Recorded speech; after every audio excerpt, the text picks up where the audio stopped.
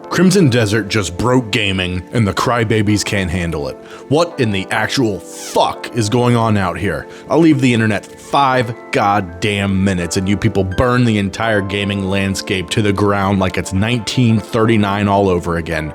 Nazi Germany style. Total meltdown. What happened this time, you special little snowflakes? Oh, right. A decent game finally launched.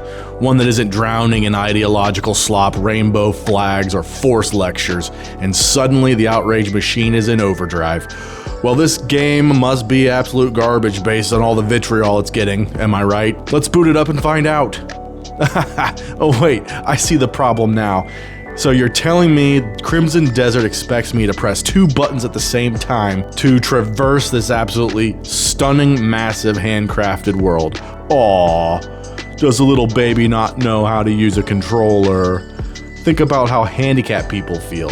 If they had the hardware you're packing, 10 fingers and 10 toes, and with their tenacity, they'd be living life on easy mode. Yet you're here crying that the game is too hard because it dares to ask you to do more than mash 1 button like a trained seal. Go touch grass. Then develop a fatal allergy to it, or better yet, the reverse order. Either way, get the hell out of my hobby. And yes, I'm gatekeeping. Calling Crimson Desert story bland is like calling Tears of the Kingdom a flawless masterpiece. Y'all are the same clowns that spent years deep-throating Kingdom Come in My Ass Deliverance because it had some deep gay side character you conveniently never saw in your actual playthrough, even though it was baked into the game. You sound about as convincing as a gay dude showing up to a Cub Scouts meeting with a pride flag. What you do in the men's bathroom on your own time is your business, but stop trying to shove homosexual themes into my medieval fantasy games like it's mandatory DLC.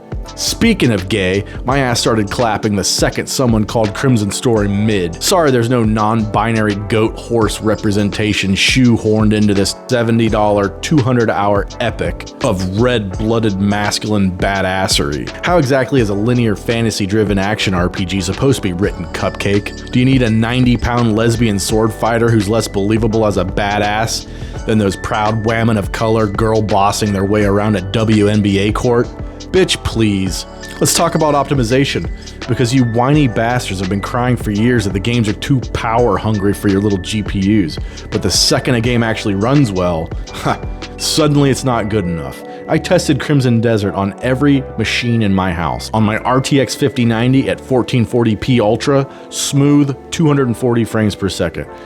On my 3080 Ti, over 120 frames per second. On my ancient RX 580 from over a decade ago, 40 FPS, low at 1080p, and it still looked damn good.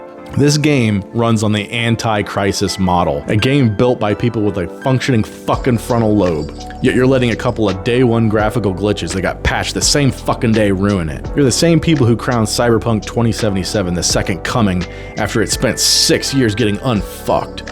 That game launched so broken, CG Projekt Red let people return physical copies of PS4 and Xbox One games back to the store. Boring story, floaty combat, every gun, and building is exactly the same as all the others. But sure, it's a masterpiece now, retards. You people have the attention span of a goldfish. Exploring a massive living, breathing world is apparently beyond your comprehension. Crimson Desert isn't made for you, it's made for me. For people who still remember what real games feel like. Half of you are still mainlining Fortnite and Roblox. You're not worthy of having an opinion on this. You've been fed so much AAA slop for so long you wouldn't recognize a good game if it pitched a tent in your ass and roasted marshmallows. This is pearls before fucking swine, and you don't deserve her. One take, no script, get the fuck out of here.